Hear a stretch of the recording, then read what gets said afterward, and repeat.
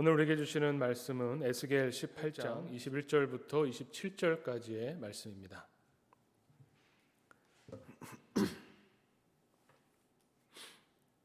봉독합니다. 그러나 악인이 만일 그가 행한 모든 죄에서 돌이켜 떠나 내 모든 율례를 지키고 정의와 공의를 행하면 반드시 살고 죽지 아니할 것이라. 그 범죄한 것이 하나도 기억함이 되지 아니하리니 그가 행한 공의로 살리라. 주 여호와의 말씀이니라. 내가 어찌 악인이 죽는 것을 조금인들 기뻐하랴. 그가 돌이켜 그 길을 떠나 사는 것을 어찌 기뻐하지 아니하겠느냐. 만일 의인이 돌이켜 그 공의에서 떠나 범죄하고 악인이 행하는 그 모든 가증한 일대로 행하면 살겠느냐. 그가 행한 공의로운 일은 하나도 기억함이 되지 아니하리니 그가 범한 허물과 그 지은 죄로 죽으리라. 그런데 너희는 이르기를 주의 길이 공평하지 아니하다 하는도다. 이스라엘 족속아 들을지어다. 내 길이 어찌 공평하지 아니하냐. 너희 길이 공평하지 아니한 것이 아니냐. 만일 의인이 그 공의를 떠나 죄악을 행하고 그로 말미암아 죽으면 그 행한 죄악으로 말미암아 죽는 것이요. 만일 악인이 그 행한 악을 떠나 정의와 공의를 행하면 그 영혼을 보전하리라. 아멘. 네, 오늘 우리 함께 나누는 말씀은 에스겔서 18장의 내용입니다. 에스겔서 하면 우리가 에스겔 선지자의 그 선포 또 말씀을 함께 읽게 됩니다. 에스겔서 하면 우리 가장 먼저 떠오르는 것이 마른 뼈들이 살아나는 그런 어떤 환상을 봤던 에스겔 선지자의 선포를 떠올립니다. 그런데 그 선포가 있기 전에 이스라엘 백성을 향해서 하나님이 어떤 분이신지, 하나님의 심판이 무엇인지를 설명하고 이야기하는데, 그 중에서 오늘 본문은 하나님께서는 악인이 죽는 것을 기뻐하지 않으신다라고 말씀하면서 악인이 만약에 그 죄의 길에서 떠나 돌이켜서 하나님의 공의를 행하면 살 것이다 라고 말씀하십니다.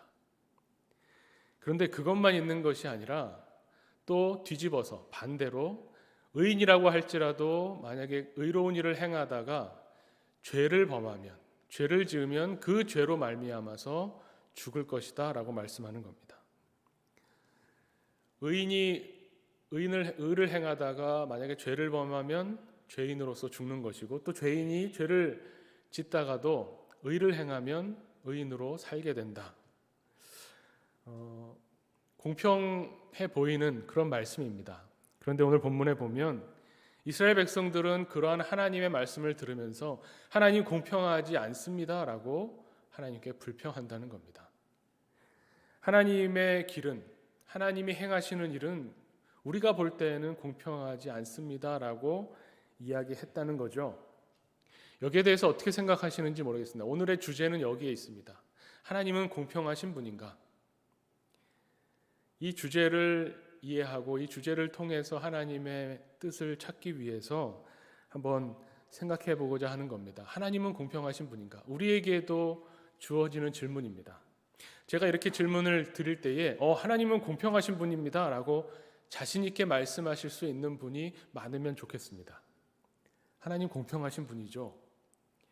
그런데 과연 진짜로 우리가 지금까지 신앙생활을 해오면서 우리의 인생의 삶을 살아오면서 우리가 경험하고 체험한 하나님의 섭리, 하나님의 손길을 바라볼 때에 하나님은 정말 공평하신 분인가?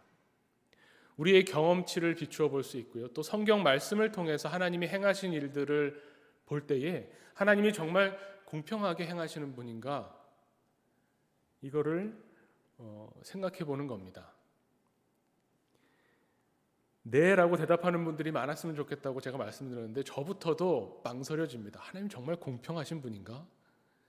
하나님이 진짜 나에게 어떤 일들을 행하실 때 내가 그것을 받아들일 때에 하나님 공평하시구나 라고 내가 생각하고 느끼고 받아들이게 되는가 말입니다. 여기서 공평하다라고 하는 단어부터 생각하게 되겠죠. 하나님이 공평하시다. 그래서 이 오늘 본문을 놓고 많은 해석들이 있고 많은 설교가 있는데 거기서 먼저 구분하는 게 있습니다. 왜냐하면 우리가 살면서 우리의 경험치를 생각해 볼 때에 이 세상이 별로 공평하지 않다고 많이 느끼거든요. 이 세상이 하나님의 주권 아래 있다고 고백한다면 결국 하나님이 공평하게 행하지 않으신다는 느낌을 받는 건데, 우리가 여기서 구분해야 될 것이 있다고 보통 해석을 합니다. 그러면서 나오는 것이 뭐냐면 평등과 공평을 구분하는 겁니다. 사전적인 의미로만 보면 평등이라는 것은 뭐냐면 권리나 의무나 자격 같은 것을 차별하지 않고 동등하게 대우하는 것을 평등이라고 말합니다. 그리고 공평이라고 하는 것은 어느 한쪽에 치우치지 않고 공정하게 대해주는 것을 공평이라고 합니다. 그런데 재밌는 것은 이걸 또 누가 찾아본 사람이 있습니다. 구약 성경은 히브리어로 되어 있죠. 히브리어로 되어 있으면서 그 단어 수를 세봤더니 히브리어로 구약 성경은 8674개의 단어로 구성되어 있습니다. 신약 성경은 헬라어가 가장 오래된 사본입니다. 헬라어로 되어 있는 신약 성경의 단어를 세어봤더니 5624개의 단어가 있다고 합니다. 이걸 합치면 히브리어 헬라어지만 단어를 다 합치면 14,928개의 단어로 성경이 쓰여졌습니다. 그런데 이 공평이라는 단어는 많이 등장하는데 평등이라는 의미를 가진 단어는 한 번도 등장하지 않는다고 합니다. 그래서 뭐라고 해석하냐면 하나님은 평등하신 분은 아니고 공평하신 분이다, 이렇게 이야기하는 겁니다. 평등과 공평이 뭐가 그렇게 차이가 나고 구분을 지어야 되는 것인가? 제가 쉽게 예를 들어서 말씀드리면 우리 자녀 중에 두 형제가 있는데 큰 아들은 대학생이고 작은 아들은 초등학생이라면, 나이 차이가 많이 난다면요, 대학생인 큰아들과 초등학생인 작은 아들에게 용돈을 주는데, 자, 이번 주 일주일치 용돈은 10,000원이다. 큰아들과 작은 아들에게 똑같이 10,000원을 주면 이건 평등한 겁니다. 그런데 대학생은 아무래도 친구도 만나야 되고 하는 일도 많아서 씀씀이가 있으니 대학생인 큰아들에게는 큰아들이 사용하는 써야 되는 금액에 맞게 한 2만 원, 3만 원을 일주일에 주고, 초등학생은 친구들하고 그래봐야 문방구에 가서 뭘 사거나 편의점 가는 정도니 5,000원을 주고, 쓰임새에 맞게 또 그 나이와 또 능력치에 맞게 나누어 주는 것, 이것이 공평입니다. 그런데 사실 우리가 일상생활에서 용어를 쓸 때에 물론 공평과 평등이 똑같은 개념은 아니지만 어느 정도 섞어 쓰기도 합니다. 공평하다고 하는 것은 그런 어떤 그 사람의 사정과 형편과 능력을 고려해서 가장 적절하게 어느 쪽에도 치우치지 않게 행하는 것이 공평이라는 것을 어느 정도는 서로 이해하지만, 평등이란 말과 공평이란 말을 그렇게 엄격하게 구분하면서 하나님은 평등하신 분은 아니고 공평하신 분이다라고 하는 것도 좀 어려움이 있죠. 왜 이런 공평과 평등을 나누냐면 우리가 신앙생활하면서 우리가 겪게 되는 경험치 때문에 그렇습니다.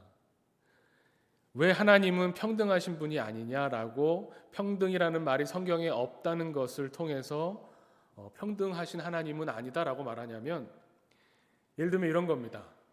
어떤 사람은 이제 40일 작정 기도를 했습니다. 이 40일 작정 기도한 사람과 기도하지 않은 사람, 하나님이 똑같이 복을 주시면 그것은 평등한 하나님이 되는데 하나님은 그렇지 않으신다는 겁니다. 공평하게 40일 작정 기도를 한 사람에게는 40일 작정 기도한 만큼의 복을 주시고, 기도를 안 한 사람에게는 기도하지 않은 것에 따른 복을 주시는 것이다 라고 이야기하는 겁니다. 이게 우리 경험치로는 사실 맞습니다. 저도 신앙생활을 하면서 하나님의 공평함을 생각해 볼 때에 분명하게 말씀드릴 수 있는 것이 있습니다.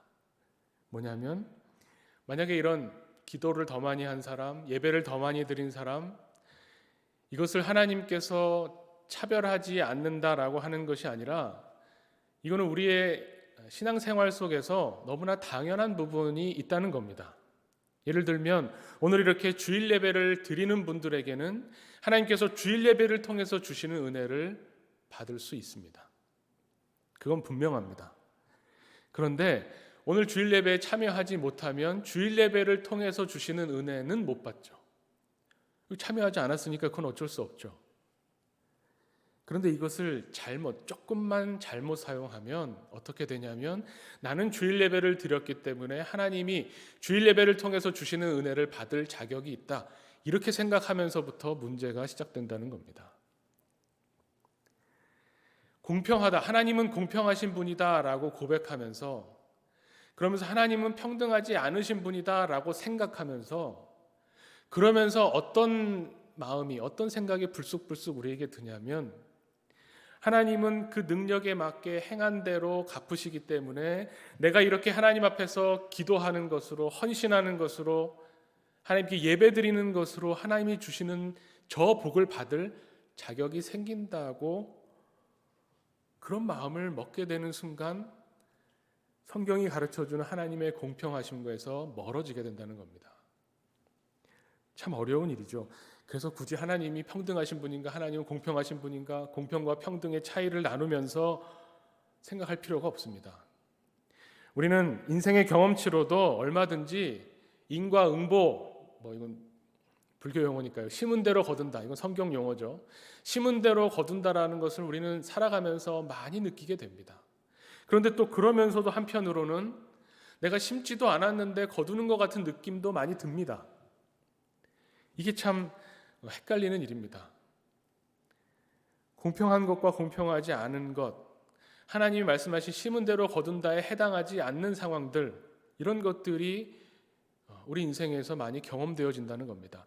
오늘 에스겔 18장 말씀의 앞부분에 보면, 오늘 읽은 본문 말씀의 앞부분에 무슨 이야기가 나오냐면, 이스라엘 백성들 사이에 속담이 전해지는데, 이 유명한 속담입니다. 이 속담이 뭐냐면, 아버지가 신포도를 먹었으므로 그의 아들의 이가 시다, 이런 속담이 있다는 겁니다.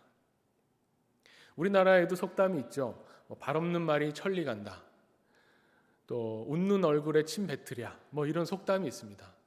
인생을 살면서, 많은 사람들이 살면서 경험하는 경험치를 놓고 그 경험치에 따른 어떤 그 지혜를 표현하는 것이죠. 그런데 여기에 당연히 예외 사항들이 발생합니다. 발 없는 말이 천리 안 갈 때도 있고, 웃고 있는데 침 뱉는 사람이 나올 수도 있죠. 대부분의 일반적인 경험치 안에서의 지혜를 이야기하지만 예외 상황도 있습니다. 그런데 이스라엘 사람들이 이런 속담을 만들어낸 것은, 아버지가 신포도를 먹었더니 아들이 이가 시다고 한다, 이런 속담을 만든 것은 어쨌든 보편적인 삶 속에서의 경험치가 모여서 지혜의 말씀으로 표현된 겁니다. 이거를 부정하기는 참 어렵습니다. 성경에는 그런 어떤 심은 대로 거둔다라고 하는 이 원칙만, 이 법칙만 우리 인생에서 적용되느냐? 그렇지 않습니다. 성경에서도 우리가 보기에 이 속담이 더 어울리는데, 이 말은 뭐냐면 연관되어 있다라는 말이죠. 사람과 사람 사이가 전혀 무관한 것처럼 보이지만 사실은 이 땅에서 살아가는 사람들이 서로 눈에 보이진 않지만 관계를 맺고 있고 연관성이 있고, 이것을 다르게 표현하면 연대 안에 들어와 있다라는 겁니다. 성경을 봐도 그렇습니다. 예수님께서 많은 병자들을 만나셨지만, 하나만 찝어본다면 이런 것이죠. 예수님께서 실로암에 베데스다 연못에 가셨을 때에 거기에 많은 병자들이 와 있었지만 38년 된 병자만 고쳐주셨습니다. 공평하다고 말할 수도 있을까요? 38년 된 병자만 예수님을 믿어서 구원받을 만한 사람이었다 라고 말한다면 그걸 공평이라고 표현할 수 있을지 모르겠지만, 또 예수님에게는 제자들이 많았습니다. 따르는 사람들이 많았는데 그 중에서 12명만 뽑아서 12사도로 세우셨습니다. 그러면 이 12사도는 능력치와 또 인품과 품성과 모든 것을 고려해서 예수님이 가장 적절한 12사도로서의 권위를 세워주셨나 보다 라고 생각하면서 이건 공평하네 라고 그런 느낌이 드느냐 하는 말입니다. 다른 제자들이 볼 때도 과연 그럴까요? 12제자 안에서도 서로 싸웠는데. 저의 경험만 해도 그렇습니다. 제가 얼마 전에 이제 차를 타고 집에 가는데 그 교차로에서 신호에 걸려서, 제 앞차들이 서 있길래 저도 당연히 교차로의 신호에 걸려서 적정한 안전거리를 놓고 세웠습니다. 또 잘 서 있고 신호가 바뀌기를 기다리고 있는데 갑자기 차가 덜컥거리는 겁니다. 또 저는 제 차가 고장났나 하고 봤더니 뒷차가 저를 받았습니다. 저는 가만히 서 있었고 신호를 잘 지키고 있었는데 뒷차가 와서 받았어요. 내려봤더니 그 뒷차에 있는 분이 내리자마자 아이고 제가 깜빡 졸았나 봐요 그러시는 거예요. 그러니까 본인도 받은 걸 잘 모른 거죠. 저는 그냥 아무 잘못이 없는데 뒷차가 제 뒷 범퍼를 와서 받은 거죠. 물론 교차로였고 그분이 깜빡 졸은 거여서 별로 큰 지장이 없어서 다행이지만 만약에 세게 와서 받았으면 어떻게 되겠습니까? 저는 아무 잘못이 없지만 목이 아플 수 있고요. 그다음부터 이제 몸에 문제가 생기고 자동차를 고쳐야 되니 자동차를 고치는 공업사까지 가야 되고 고치는 시간을 기다려야 되고 또 고치고 나도 이 차는 이제 자동차를 수리했다는 범퍼를 수리했다고 하는 이력이 남고 중고차로 팔 때의 감가가 되겠죠. 여러 가지 피해와 시간과 에너지를 써야 되는 일이 발생합니다. 그런데 저는 아무것도 잘못한 것이 없습니다. 신호를 다 지켰고 제가 할 수 있는 모든 일을 다 했는데도 이런 일이 벌어질 수 있는 겁니다. 그럴 때 굉장히 억울하겠죠. 이거 공정하지 못한데? 나는 잘못이 없는데 왜 내가 피해받아야 되고 왜 내가 시간을 써야 되고 왜 내가 이거에 신경 써야 되고 왜 나는 잘못한 게 없는데 몸이 아파야 되나? 이런 생각을 하게 된다는 겁니다. 그래서 이스라엘 사람들도 이런 속담을 만든 겁니다. 내가 잘못한 게 하나도 없는 것 같은데 내가 이렇게 고생하고 있는 것은 아마 부모님이 내 조상이 문제가 있어서 그런가 보다. 그것 말고는 설명할 길이 없었기 때문에 이렇게 이야기를 한다는 거죠. 그래서 제가 다시 똑같은 질문을 다시 한다면 정말로 세상을 살면서 하나님은 공평하신 분입니다라고 하나님은 정말 공평하십니다라고 고백할 수 있으십니까? 정말 이거는 어려운 문제입니다. 하나님은 정말로 공평하신가? 공평하시지 않을 때가 많아 보이기 때문에 구약 성경에서 하나만 예를 들어보면 아간의 이야기 아실 겁니다. 여호수아서에 여리고성은 7바퀴를 돌아서 마지막 날 하루에 또 7바퀴를 돌아서 여리고성을 무너뜨렸습니다. 그런데 그 다음번 작은 성 아이성을 가서 공격하는데 아이성에서는 패배했습니다. 알고 봤더니 아간이라고 하는 사람이 여리고성에서 전리품을 가져가지 못하게 했는데 전리품을 가져간 거죠. 아간이라고 하는 이 한 사람의 죄 때문에 온 이스라엘이 고통받았습니다. 아이성 전투에서 죽은 사람도 있었습니다. 아간이 죽지 않았습니다. 다른 사람이 죽었습니다. 그러면서 내 잘못이 아닌데 내 죄가 아닌데도 내가 고통받고 있는 것, 이거를 설명하기 위해서 또 나온 단어가, 제가 이게 진리인지 아닌지를 말씀드리는 것이 아니라 이것을 표현하기 위해 설명하기 위해서 나온 용어가 죄의 연대성입니다. 조금 복잡해 보이지만 잠깐만 말씀드리면 결국 이거는 어디와 연관이 어디로 뻗어나가냐면 원죄론과 맞닿아 있습니다. 우리가 지금 이렇게 우리 기독교에서는 당신은 죄인입니다라고 말하는데 원죄가 있기 때문에 죄인입니다라고 말하는데 결국 이 원죄는 아담 한 사람이 하나님 앞에서 범죄했기 때문에 우리 모두가 죄인이 됐다라고 하는 그런 설명을 하는 겁니다. 그래서 이 원죄론을 이야기하면 우리는 모두 원죄 때문에 우리는 모두 죄인이다라고 말하면 이건 정말 기독교인이 아닌 사람들에게, 하나님 믿지 않는 사람들에게 참 인기 없는 내용입니다.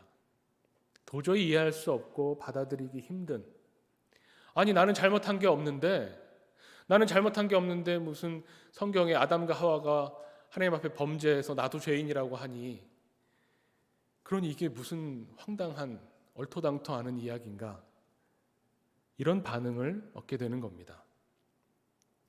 이 원죄론을 이야기할 때 사실 원죄론이 창세기에 나오는 이야기보다 사실 이 교리로서의 원죄론은 로마서에서부터 더 깊이가 있어집니다. 로마서 5장 12절 말씀을 보면 그러므로 한 사람으로 말미암아 죄가 세상에 들어오고 죄로 말미암아 사망이 들어왔나니 이와 같이 모든 사람이 죄를 지었으므로 사망이 모든 사람에게 이르렀느니라. 로마서 5장 12절이 말씀하고 있는 것은 한 사람의 죄로 말미암아 죄가 세상에 들어왔다라고 이야기하는 겁니다. 그런데 이거를 해석하고 이 말씀을 통해서 신학적 작업을 하는 이 원죄론을 이야기하는 신학자로서 우리 교부 철학에 어거스틴이 있습니다. 근데 아마 우리는 이 어거스틴 또 이후에 종교개혁, 그래서 우리는 개신교죠. 프로테스탄트의 전통에서는 이 어거스틴과 또 종교개혁자들의 이 원죄론에 관한 이야기가 너무나 자연스럽게 받아들여지지만 사실 동방교회와 서방교회가 조금 원죄론에 대한 입장이 다릅니다.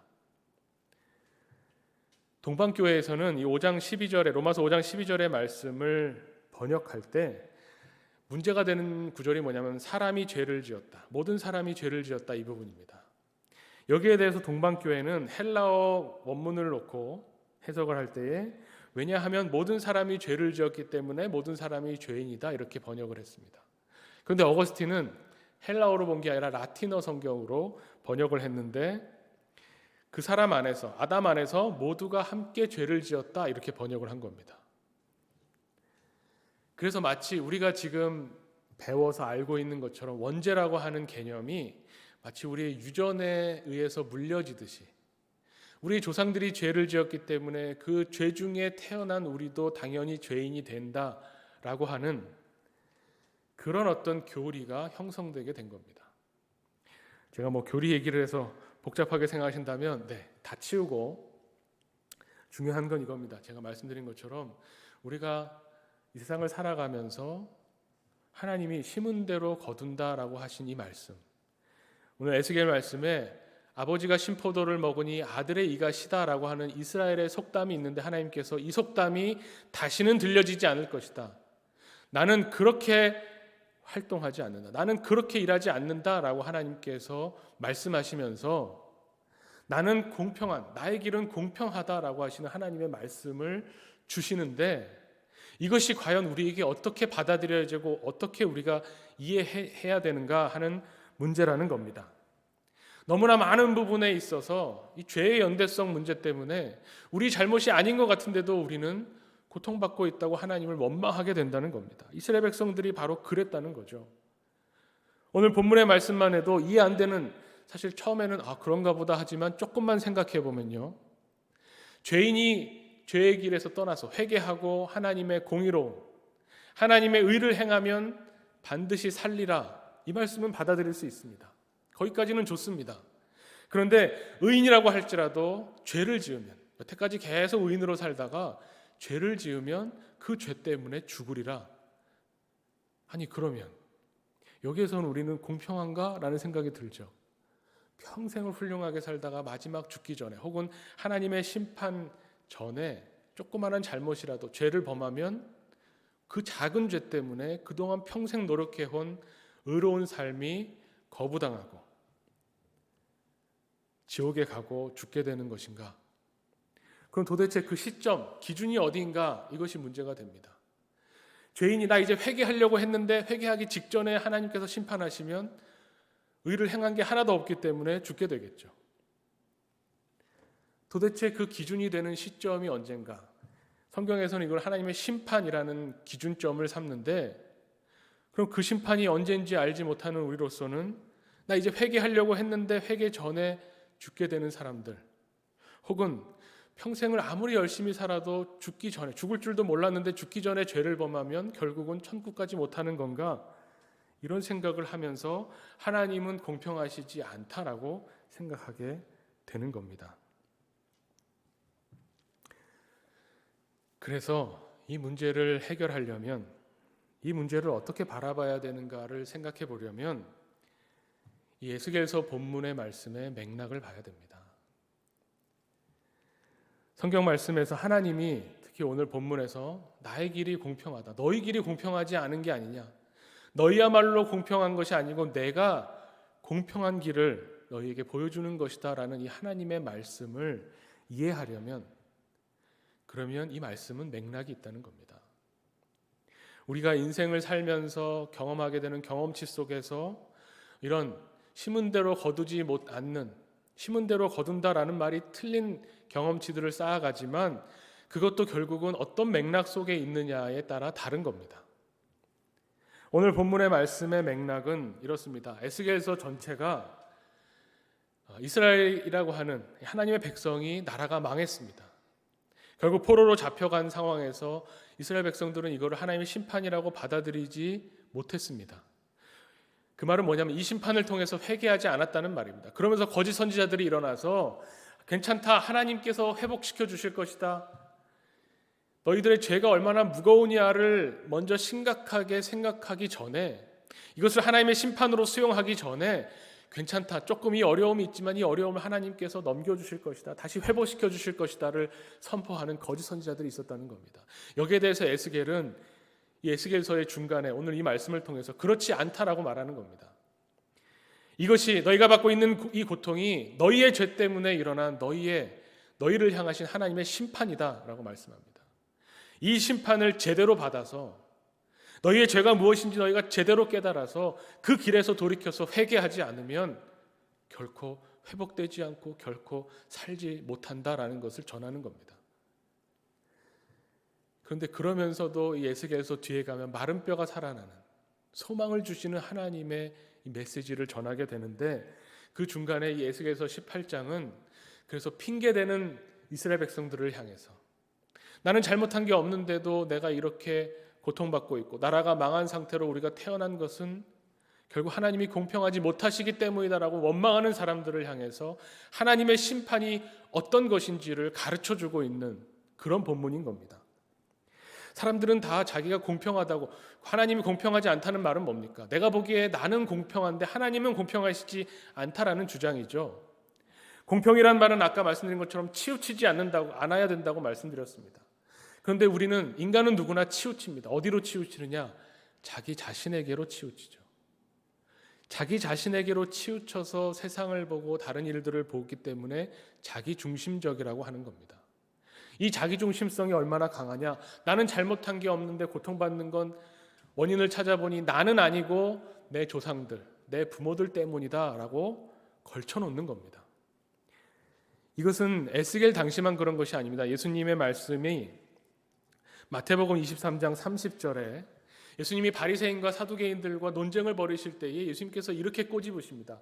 바리새인들과 사두개인들이 뭐라고 말했냐면 23장 30절에 이렇게 이야기합니다.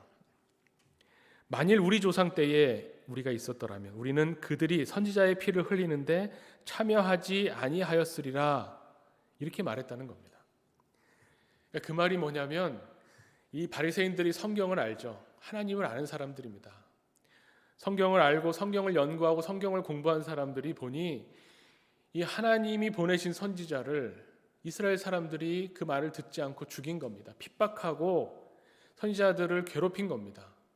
그러니 바리새인들이 뭐냐면, 성경을 내가 알고 있으니 내가 그때 태어났다면 나는 그 선지자들을 핍박하지 않았을 텐데 나는 의로운 사람이니 내가 그럴 리가 없다라고 말하는 겁니다. 얼마나 우리와 똑같은 사람들입니까?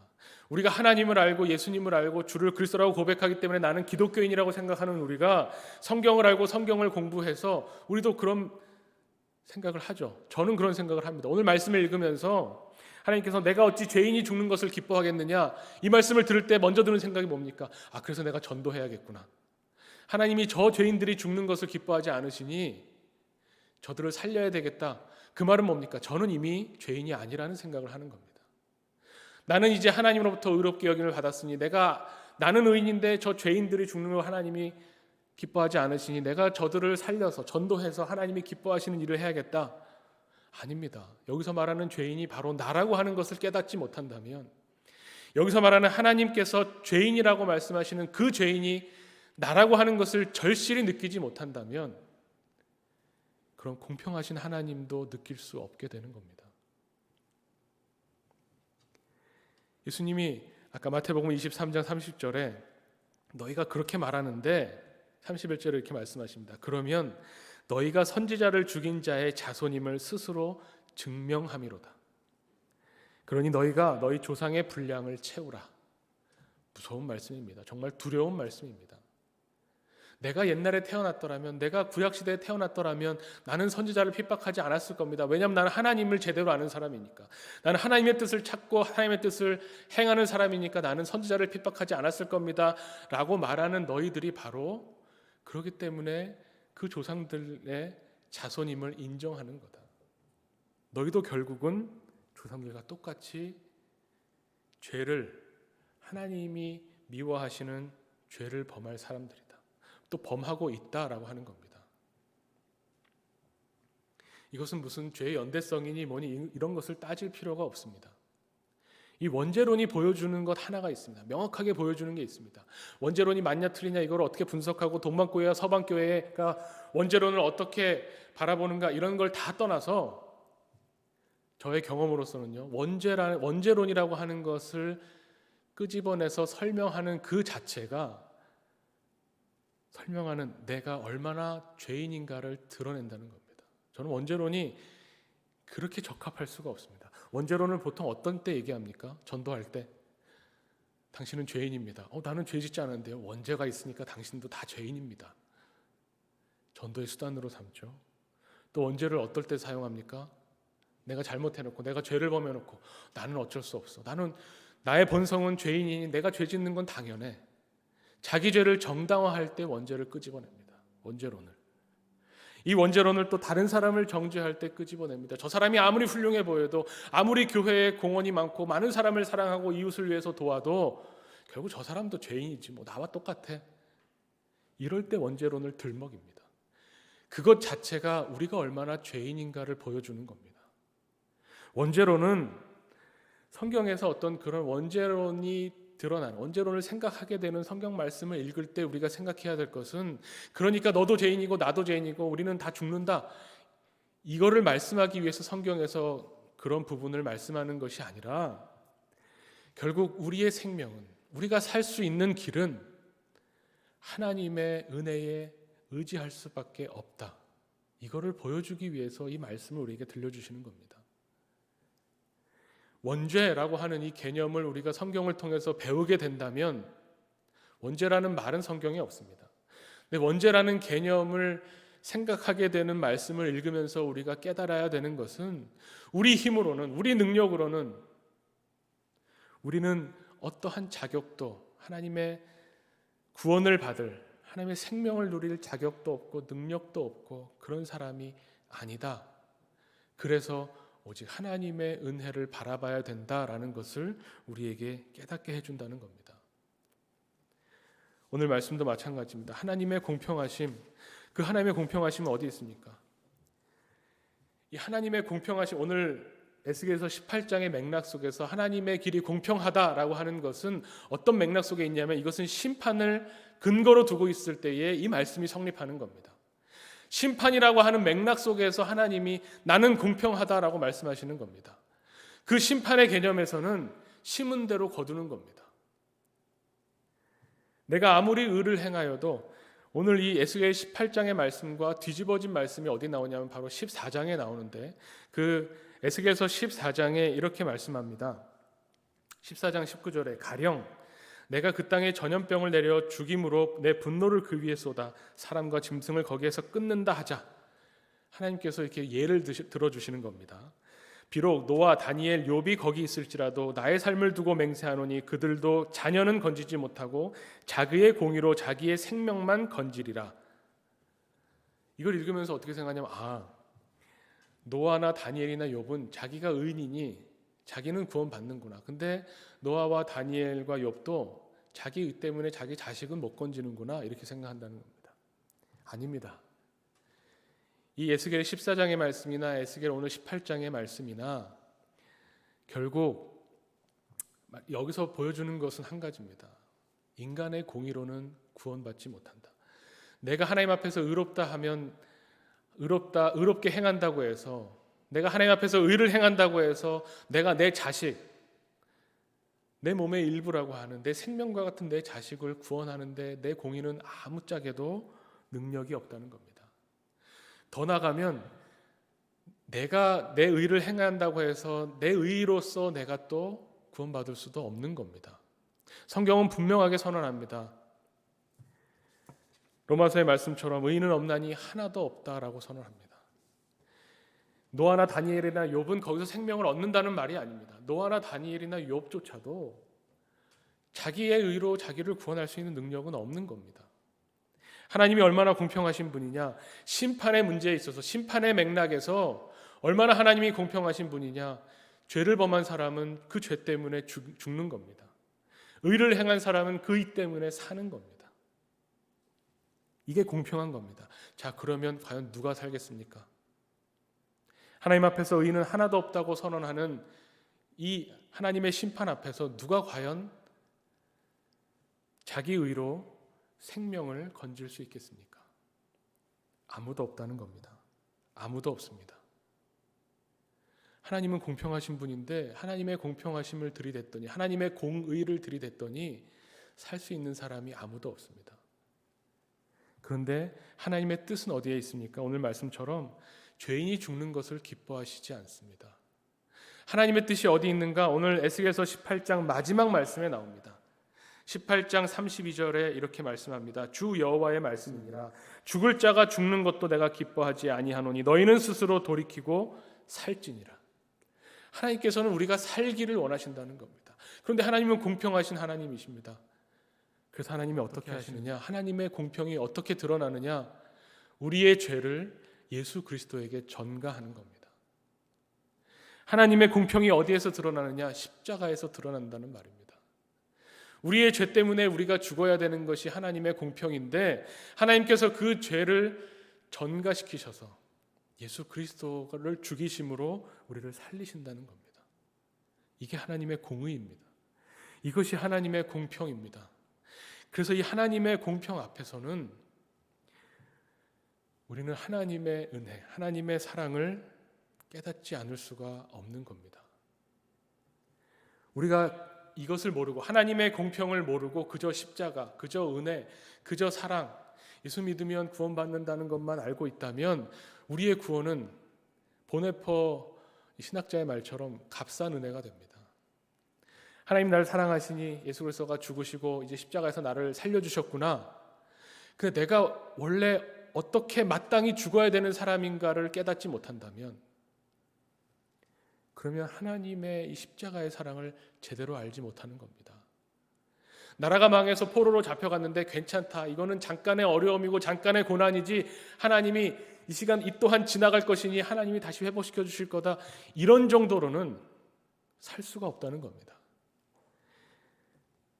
우리에게 생명을 주시는 하나님이 행하시는 이 길, 이 공평의 길에서 우리가 정말 처절하게 깨달아야 되는 것은 우리의 죄입니다.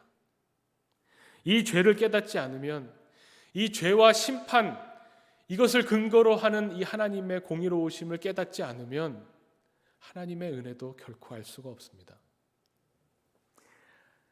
그래서 이제 하나님은 공평하신 분입니다 라고 말할 때마다 이 두렵고 떨리는 하나님, 공평하신 하나님의 길을 우리가 성경에서 읽을 때마다 동시에 우리는 하나님의 크신 은혜를 같이 체험하게 됩니다.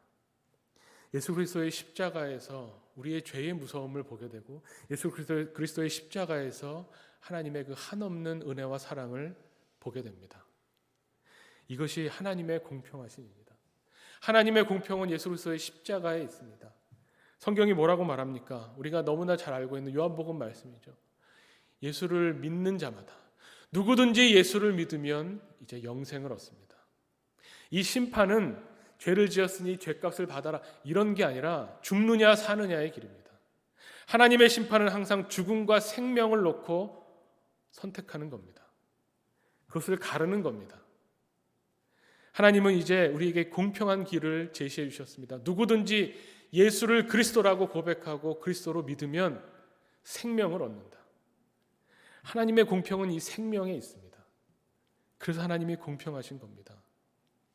우리가 아무리 우리의 인생 속에서 어떠한 경험치로 어떠한 심은 대로 거둔다는 혹은 심은 대로 심지도 않았는데 거둔다는 어떠한 경험을 쌓아가든지 상관없이 하나님께서는 공평한 길을 우리에게 제시해 주시니 바로 예수 그리스도라는 겁니다. 예수님께서는 나는 길이요 진리요 생명이라고 말씀하셨습니다. 예수님을 따라 걷는 이 길이 하나님이 우리에게 주신 공평한 길입니다. 예수님의 길을 따라 걸으면 결국 하나님이 주시고자 하는 생명을 얻게 됩니다. 하나님께서는 하나님께서 말하는 여기서 내가 죄인이 죽는 것을 기뻐하지 않는다. 그 죄인이 바로 나라는 겁니다. 하나님은 우리가 죽는 것을, 내가 죽는 것을 기뻐하지 않으시고 나를 살리시기를 원하신다. 스스로 돌이키고 살아라. 그런데 너희는 힘이 없으니 예수 그리스도를 보내서 하나님이 직접 십자가에 달리심으로 우리를 살려주시고 우리에게 생명을 주신다는 겁니다. 그것이 하나님의 공평입니다.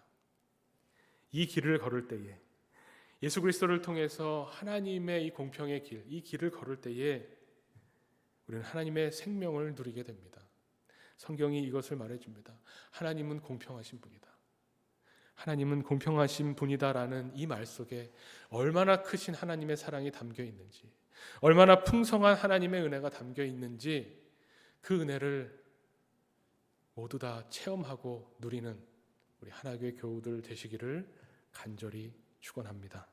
함께 기도하겠습니다.